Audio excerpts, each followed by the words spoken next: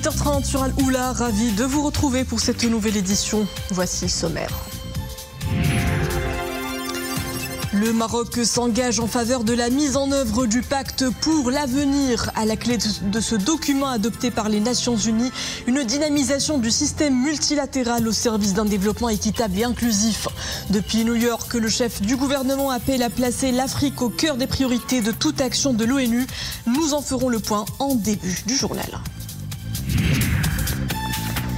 Sécheresse, inondations, vagues de chaleur, le Maroc n'est pas à l'abri des risques climatiques majeurs. Ces phénomènes naturels intenses nous imposent une culture du risque plus développée. Des actions d'information mettent l'accent sur la prévention auprès de populations plus ou moins averties. Fini les longs trajets pour rejoindre la banlieue casablancaise. Depuis hier, l'extension des lignes 3 et 4 du tramway est opérationnelle.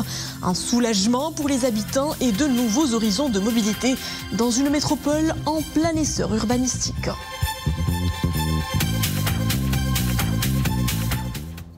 Bonsoir. Le Maroc affirme son engagement en faveur de la mise en œuvre du pacte pour l'avenir.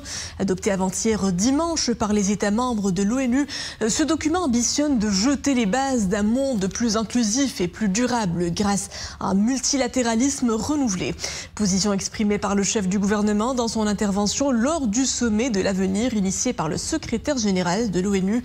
Le compte rendu de nos envoyés spéciaux à New York, Abdelmjid El-Halaoui, Mouatassim Bilal-Bouazawi, avec les commentaires de Sophia. Le sommet de l'avenir a eu lieu sur 2 journées.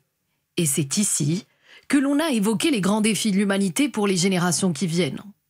Devant un parterre prestigieux de chefs d'État et de gouvernement, outre des représentants d'organisations internationales et de la société civile, Aziz Arnouch a souligné la nécessité de placer la paix, la stabilité et le développement au cœur de l'action collective.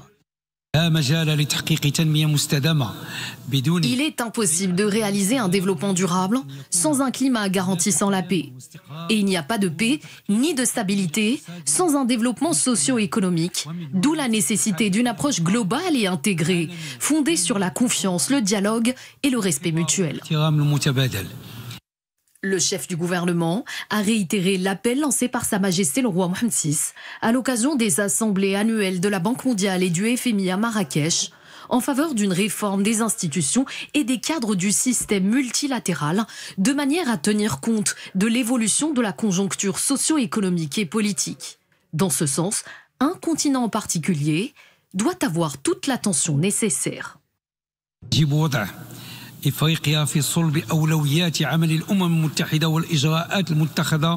faut mettre l'Afrique au cœur des priorités de l'action de l'ONU afin de transformer les défis auxquels le continent fait face en autant d'opportunités de développement et de prospérité. Bien entendu, la problématique pressante du changement climatique a été évoquée par Aziz Arnouch. Le Maroc ambitionne de réduire ses émissions de gaz à effet de serre de 45,5% d'ici 2030, a-t-il indiqué.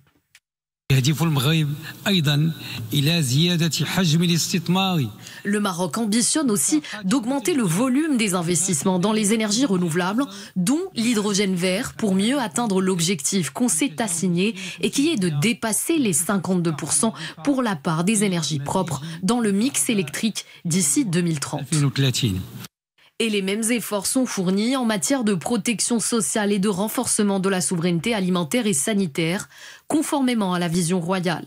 Par ailleurs, les États membres de l'ONU ont adopté un pacte pour l'avenir qui prévoit notamment un engagement à réduire la fracture numérique et à accélérer la réalisation des objectifs de développement durable. Intempéries au sud-est, au milieu de ces inondations historiques. Plusieurs routes ensevelies sous les crues. Épicentre du drame, la province de Tata, où les cours d'eau ont atteint des niveaux inédits jusqu'à 2300 mètres cubes par seconde au niveau de Ouad Tata. Sur place, les services de déblaiement sont en action. Les engins se frayent en chemin sur les différents tracés routiers fermés à la circulation. Une mobilisation logistique qui a également permis de rétablir la connexion et de désenclaver les populations riveraines. Hafid Mahdar avec Moukar Ngabrit. Les images nous montrent l'ampleur des dégâts. Routes défoncées et affaissées, Certaines parties de la route ont été complètement emportées par les eaux, comme ici, sur la route numéro 7, reliant Tata à Taroudant.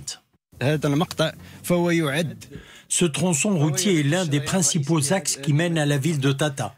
Notre intervention consiste à rétablir la circulation à ce niveau et permettre la réouverture également des autres tronçons routiers restants.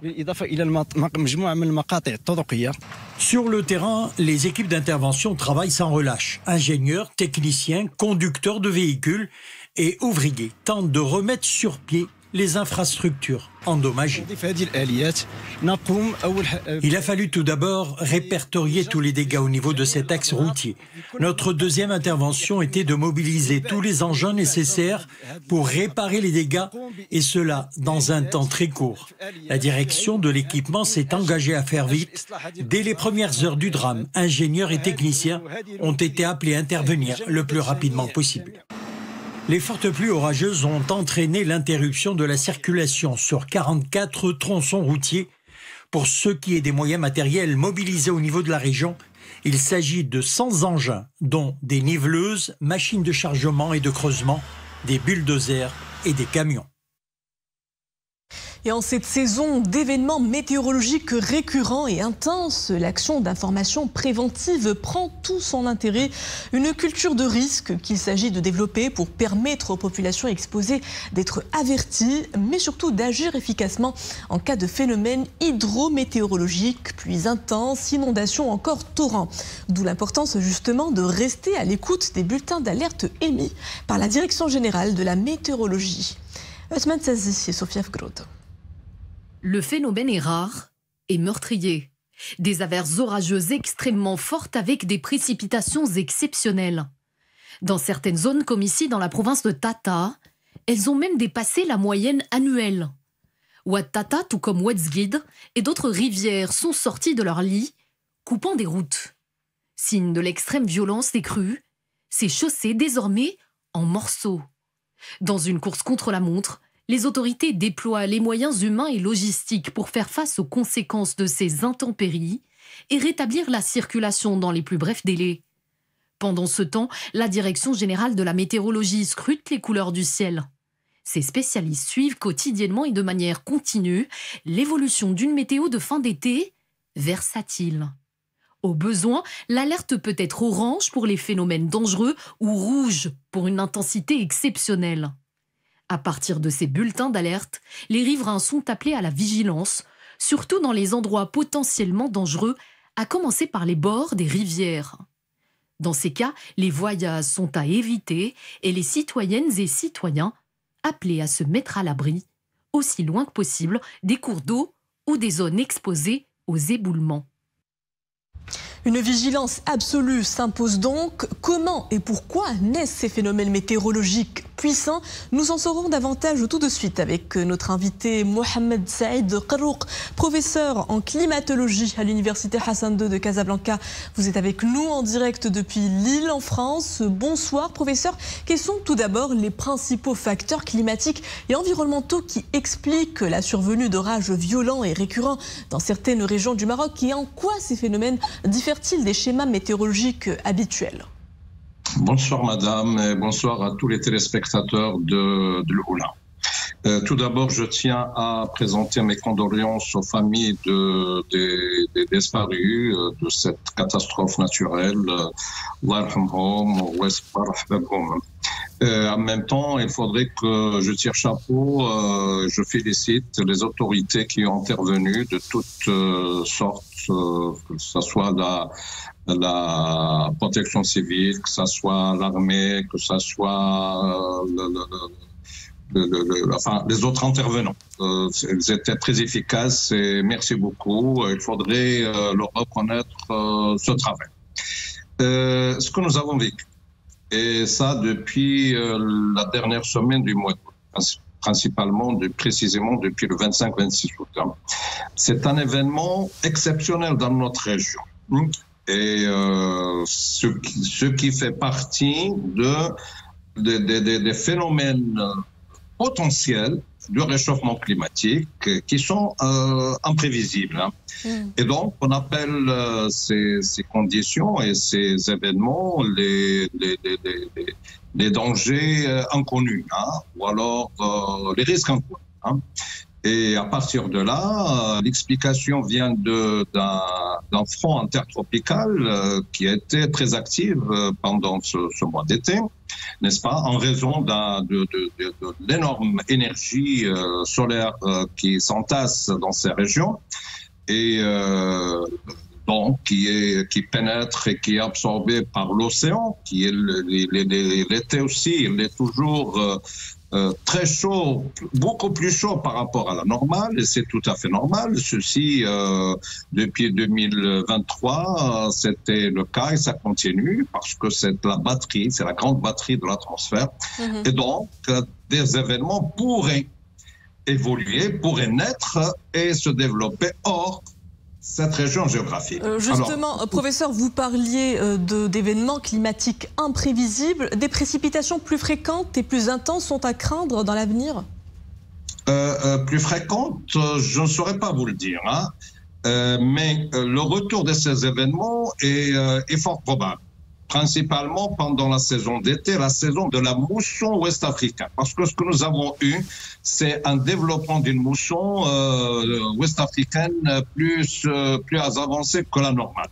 Je rappelle qu'en 2007, il y a eu, c'était une première, cette mousson est arrivée jusqu'à Nouakchott. C'était une première en septembre 2007. Aujourd'hui, il est parvenu jusqu'à la Libye, en passant par le Maroc, par l'Algérie, la Tunisie, etc. Et donc, ce sont des événements météorologiques qui se développent sous la force et sous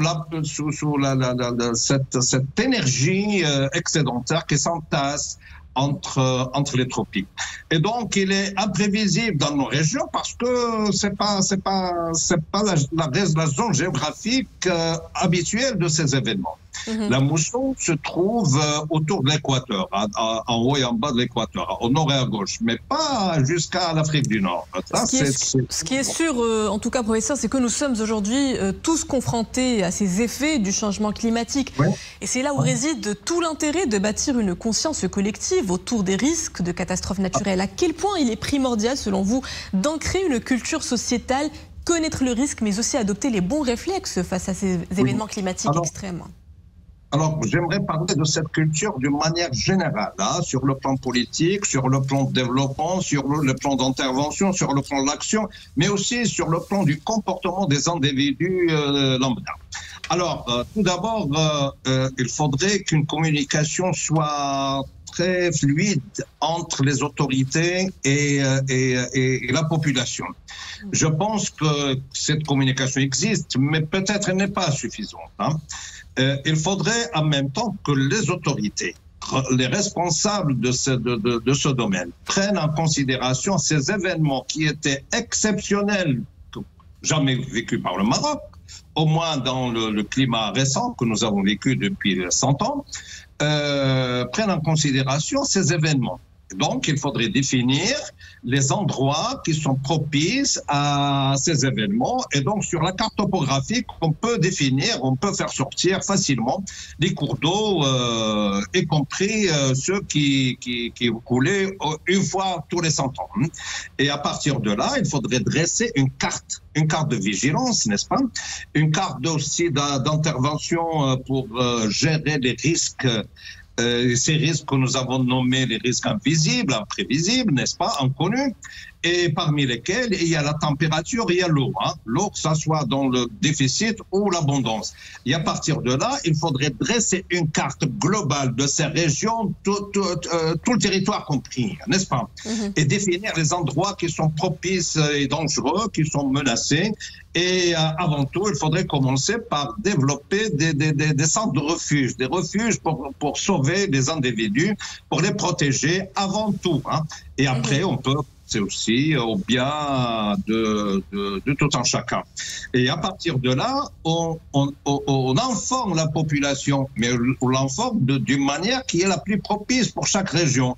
Les langues diffèrent, la culture diffère, et puis j'ai bien apprécié dans un endroit où le brah à travers la mosquée, a fait parvenir à la population qu'il faut faire attention, il faut rester chez soi, se protéger, etc. Une culture de risque qui est donc l'affaire de tous. Je vous remercie, Mohamed Saïd Qarrouk, professeur de climatologie à l'Université Hassan II de Casablanca.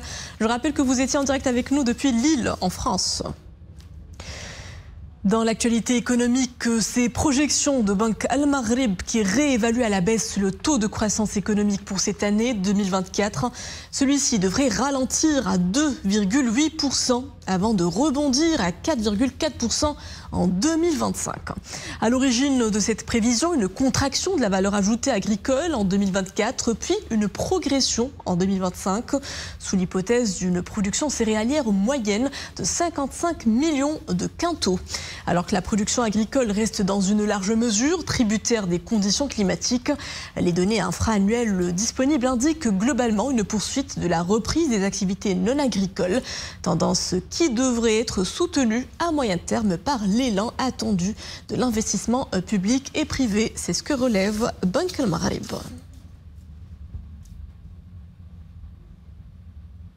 On enchaîne avec cette opération hautement solidaire de l'Initiative nationale pour le développement humain. En ce début d'année scolaire, des unités d'enseignement, notamment préscolaires, sont construites et équipées en milieu rural. Un sacré coup de pouce pour grand nombre de familles vulnérables. C'est un reportage depuis la préfecture de Salé. Il est signé Iman Slaoui et Zakaria Mokrimbillah. Dans cet établissement primaire de la commune de Soul, une unité de préscolaire voit le jour. Ici, de jeunes enfants font leurs premiers pas sur la voie de l'apprentissage. Cette unité bénéficiera à 725 enfants issus des zones rurales de la préfecture de Salé. Des unités construites et équipées grâce à l'Initiative nationale pour le développement humain. Objectif, encourager l'enseignement préscolaire, accroître le rendement du système éducatif et lutter contre le décrochage scolaire. Le préscolaire est une phase préparatoire au cycle primaire. Il vise à apprendre aux enfants certains comportements et à acquérir des compétences. L'enseignement se fait en arabe et en français. Ces projets sont initiés dans le cadre de la 3e phase de l'INDH. Leur concrétisation a été possible grâce à la coordination avec la Direction provinciale de l'éducation nationale. Cet établissement scolaire assure d'autres services, tels que l'hébergement et la restauration. L'INDH s'engage aussi à assurer le transport scolaire pour permettre aux apprenants de rejoindre les établissements d'enseignement. L'internat a une capacité de 70 enfants issus des zones éloignées. Cette initiative contribue ainsi à lutter contre le décrochage scolaire, surtout chez les filles. La préfecture de Salé a procédé à la construction de 60 unités d'enseignement préscolaire, constituées de 69 salles d'études, en plus des équipements et de la prise en charge des frais d'entretien de ces unités, qui sont désormais répartis dans l'ensemble du milieu rural dans la province de Salé. Les projets réalisés dans la préfecture de Salé visent ainsi à donner une forte impulsion à la consolidation des acquis, à améliorer les indicateurs de scolarisation dans les collectivités territoriales, à réduire l'abondance scolaire et à améliorer le système éducatif. Voici à présent une bonne nouvelle pour les Casablancais. Ils pourront désormais emprunter les nouveaux itinéraires du tramway. Les lignes T3 et T4 sont entrées en service hier, lundi. C'est l'équivalent d'un tracé de 26 km. 39 stations voyageurs desservies. De quoi étoffer l'offre locale de transports urbains et renforcer la mobilité dans une ville aussi tentaculaire que Casablanca. Reportage Dominique Orlando. Pour les riverains des 2 nouvelles lignes du tramway qui ont été inaugurées ce lundi 23 septembre à Casablanca, l'impatience du jour était grande. Depuis déjà plusieurs semaines, la petite sonnerie des trams, alors en rodage, avait réussi à bercer nos oreilles de citadins, plutôt ravis d'avoir à faire la découverte de ce nouveau mode de transport qui vient étoffer le réseau du Grand Casablanca. Le problème de transport à Casablanca va se régler. Il y a eu les lignes 1 et 2 du tramway et puis les lignes du busway 1 et 2. Ces nouveaux tronçons vont résoudre le problème. On constate en y accédant que la traversée se fait de façon très fluide et permet un gain de temps considérable comparativement à celui établi dans un taxi ou dans sa propre automobile. Le voyage n'a pas duré trop longtemps, pas plus de 15 minutes. C'est une bonne initiative qui va aussi résoudre le problème des embouteillages. Il est moins nocif pour l'environnement, il rend service aux citoyens qui sont plus sereins. Ils se déplacent désormais dans le confort jusqu'à leur lieu de travail. 8 dirhams, c'est le prix que coûtera votre titre de voyage si vous n'en faites qu'un. Pour un aller-retour, la somme à débourser sera de 14 dirhams. Un mot de sport à présent, avec à leur actif 3 matchs, 2 victoires et l'immense respect des supporters marocains. L'équipe nationale de futsal s'apprête à affronter son homologue iranienne au 8e de finale de la Coupe du Monde. Ce sera jeudi prochain à Boukhara. Anis Saïd Anis, Bedish Taïbin, Ortel Loubani et Boubkar Nrabret. Dominé lors du 3e match de groupe face au tenant du titre, le Portugal. Le sélectionneur national compte refaire surface face à l'Iran en 8e de finale. Pour Hichem Gig, une victoire jeudi face à l'Iran confirmera le bon parcours entamé par les joueurs depuis le début de la compétition, malgré quelques erreurs de parcours. Nous avons notre manière de jouer, c'est notre force lorsque nous affrontons de grandes équipes. Ces dernières années, le groupe était composé de joueurs seniors très soudés. Nous pratiquions un jeu très court pour faire bien circuler le ballon. Quelquefois, les joueurs commettent des erreurs. J'espère que face à l'Iran, les joueurs reprendront confiance. Après la défaite face au Portugal, la force du mental comptera beaucoup.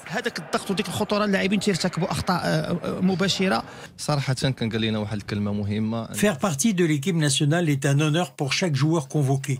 Nous devons nous battre courageusement pour surmonter les obstacles et aller le plus loin possible dans la compétition. Les Lions de l'Atlas poursuivront l'aventure au complexe sportif universel de Boukhara, au centre-sud de l'Ouzbékistan. L'équipe nationale y était arrivée hier après-midi lors d'un vol direct. À présent, cette triste disparition de l'une des figures pionnières du journalisme sportif au Maroc. Le journaliste Blaïd Bouimid est décédé ce matin à Casablanca des suites d'une longue maladie. Né en 1951 à El Jadida, le regretté avait entamé sa carrière dans le domaine du journalisme en 1975 à son retour de la France. Il avait travaillé en tant que journaliste professionnel et caricaturiste au journal francophone Al Bayan et au quotidien arabophone Bayan Al Youm. Feu Bouimid avait aussi fait carrière en tant qu'analyste sportif dans nombre de chaînes de télévision et de stations à radio. Sa dépouille a été inhumée ce mardi après la prière de Dohr au cimetière Ar-Rahma à Casablanca. Nous sommes à Dieu et à lui nous retournons. Devant ou derrière la caméra, elles marquent de leur empreinte créatrice une industrie très masculine. Réalisatrices, actrices, cinéastes et distributrices sont à l'honneur au Festival international du film de femmes à Salé. La 17e édition de cette grand-messe cinématographique s'est ouverte hier soir. Retour sur les temps forts de la cérémonie d'ouverture avec Ferdaous Al-Haraj Zakaria Moukimbila. Salé déroule le tapis rouge aux femmes cinéastes d'ici et d'ailleurs. À la 17e édition du Festival international du film de femmes, ces professionnels du 7e art présentent le fruit de leurs expériences. Issus de différentes origines géographiques et culturelles, ces cinéastes auront l'opportunité d'échanger sur la condition des femmes à travers des réalisations cinématographiques. Le festival rend hommage à la femme marocaine en reconnaissance à son rôle agissant dans le développement du royaume dans divers domaines. La femme marocaine occupe une place importante dans la société pour plusieurs considérations. La femme s'impose aujourd'hui dans tous les secteurs. Le domaine artistique ne fait pas exception. Au cinéma, nous avons un nombre d'actrices, de réalisatrices et de productrices. Certaines ont même remporté des prix internationaux. La cérémonie d'ouverture a été marquée par un hommage rendu à des cinéastes pionnières du Maroc et d'ailleurs, notamment l'actrice égyptienne Dali El Bahri pour son parcours remarquable dans le cinéma et la télévision, ainsi que l'actrice marocaine Sadia Ladib. Le Festival international du film de femmes me tient particulièrement à cœur. Il symbolise deux thématiques qui m'interpellent, à savoir la femme et le cinéma. J'ai suivi le festival depuis les premières éditions. J'y ai assisté en tant qu'invité d'honneur et en tant que membre du jury. Je suis ravi par cet hommage. Le fait de célébrer un artiste actif a sans doute un impact positif pour l'encourager dans sa carrière. Le cinéma hongrois est l'invité d'honneur de la 17e édition du Festival international du film de femmes de Salé. Du 23 au 28 de ce mois, l'événement prévoit des activités variées, rencontres, tables rondes et ateliers abordant la parité au cinéma. L'événement se clôturera avec la remise des prix du long et du court-métrage, le prix jeune public ainsi que le prix du film documentaire. Et voilà, c'était l'escale de fin de ce journal. Merci à vous de l'avoir suivi. Le retour de la formation en langue arabe est à 21h. Excellente suite des programmes à tous sur Al Jazeera.